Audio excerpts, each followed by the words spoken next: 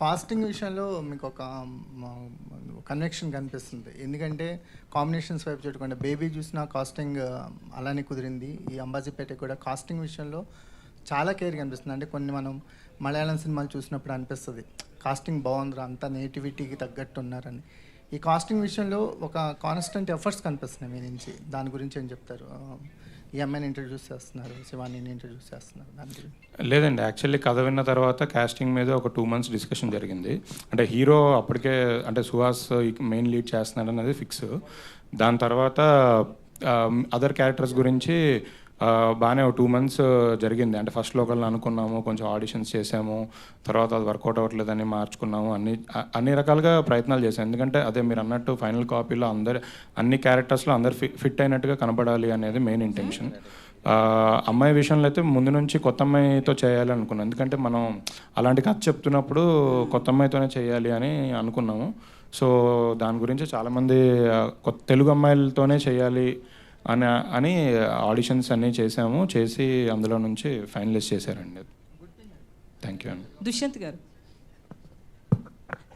ఇక్కడ అయితే 2007 backdrop story అంటున్నారు. సో ఇది రియల్ స్టోరీనా ఏంటి, మీరు చూసిన స్టోరీనా? నేను చిన్నప్పటి నుంచి అంటే నేను పెరిగిన వాతావరణంలో నేను చూసిన కొన్ని స్టోరీస్ని బేస్ చేసుకొని కొంతవరకు ఫిక్షన్ ఉంటుంది, ఒక 50%. సో అదే ఫిక్షన్ ప్లస్ నేను చూసిన కొన్ని రియల్ ఇన్సిడెంట్స్ని బేస్ చేసుకొని రాసింది. సుహాస్ గారు అడగండి.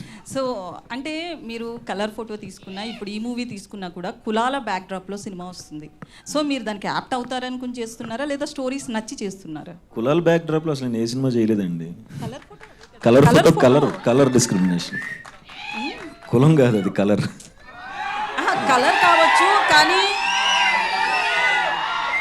అంత మంచి డైలాగ్ వేసానా? ఓకే.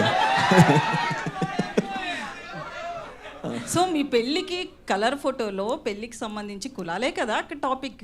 కాదండి, సునీల్ అన్న క్లారిటీగా చెప్తారు అందులో. నాకు తెల్లగా ఉన్నోడితోనే ఇష్టం తప్ప ఇలాంటి నల్లోడికి ఎందుకు ఇవ్వాలి అంటారు.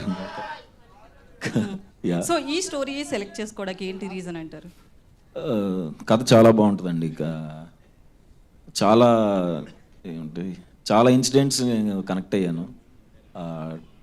2007 ఆ టైంలో గోదావరి దగ్గర జరిగిన స్టోరీస్ అండ్ మన డైరెక్టర్కి జరిగిన ఒరిజినల్ ఇన్సిడెంట్స్ కొన్ని ఉన్నాయి, వాటిని నేను బాగా కనెక్ట్ అయ్యాను. సో అందరూ కనెక్ట్ అవుతారు అనుకునే చేస్తాను. శరణ్య గారు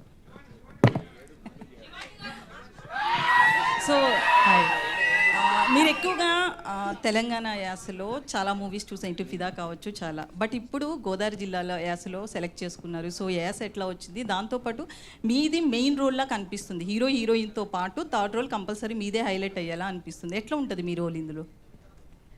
టీజర్ అండ్ ట్రైలర్లో చూపించినట్టు సేమ్ అంతే సీరియస్గా కానీ ఫ్యామిలీ లవ్ అంటే నాకు మా తమ్ముడికి ఉన్న ఎమోషన్, పేరెంట్స్తో ఉన్న ఎమోషన్ అలాగే ఉంటుంది. At the same time serious అయితే పద్మ అనే క్యారెక్టర్ ఎలా ఉంటుంది అనేది మీకు అర్థమైపోతుంది సినిమా చూస్తే. అండ్ యాస విషయంలో మేము వర్క్షాప్స్ చేసామండి.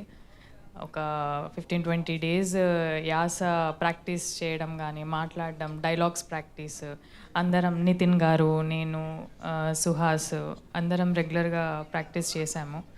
సో దట్స్ వాట్ యాస మాట్లాడేటప్పుడు అది ఆర్టిఫిషియల్ రావద్దు అని చాలా కేర్ తీసుకున్నాం. That's all. శివాని గారు ఇక్కడ. హలో. ట్రైలర్ చూస్తుంటే నాకు లాస్ట్లో ఒక సాడ్ ఎండింగ్ కనిపించింది. దాంట్లో సాడ్ అంటే మీ క్యారెక్టర్ నాకైతే అనిపించింది. అంటే అది నిజమేనా? సినిమా చూస్తే అర్థమైపోద్దేమో, ఇంకో 9 days ఓపిక పట్టండి. ధీరజ్ గారు, ఇందాక కుమార్ గారు అడిగిన క్వశ్చన్ యాడ్ చేస్తా. ఏంటంటే మీ ప్రీవియస్ ఫిల్మ్స్లో కో ప్రొడ్యూసర్గా అలా ఉన్నప్పుడు బాంబే గర్ల్స్ని, బెంగళూరు గర్ల్స్ని మీరు ఎక్కువ ఎంకరేజ్ చేసేవాళ్ళు, హీరోయిన్స్ని. మన ఇద్దరికి తెలుసు అది. సో ఇప్పుడు రైట్ నో ఏంటి తెలుగు గర్ల్స్ని ఎంకరేజ్ చేయడానికి మీరు వస్తున్న ప్రతి సినిమాలో కూడా తెలుగు అమ్మాయిలు పెట్టడానికి రీజన్ ఏంటి? సడన్గా తెలుగు అమ్మాయిల మీద అంత మక్కువ ఎందుకు వచ్చింది? ఏం లేదండి, అంటే మనం లాస్ట్ టైం అప్పుడు మాట్లాడినప్పుడు అది కమర్షియల్ సినిమాలు, కంప్లీట్గా యాక్షన్ ఆ ఫార్మాట్లో ఉన్న సినిమాలు. అప్పుడు మార్కెట్ అంటే అప్పుడు ఆ కథలకి అప్పుడు గ్లామర్ అది ఉండాలి కాబట్టి అది చేసాం అప్పుడు.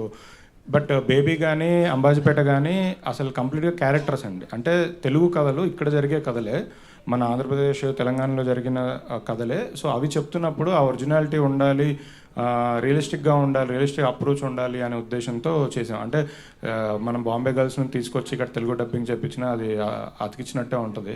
సో బేసికలీ ఆ పర్సనాలిటీలోంచి, ఆ బాడీ లాంగ్వేజ్లోంచి ఉండాలని రియలిస్టిక్గా తీసాం. యాక్చువల్లీ ఇందాక శరణ్య గారు చెప్పినట్టు చాలామంది కొంతమంది ఫ్రెండ్స్ క్యారెక్టర్స్ ఒకరిద్దరు తెలంగాణ యాక్సెంట్ బాగా మాట్లాడే వాళ్ళు ఉన్నారు.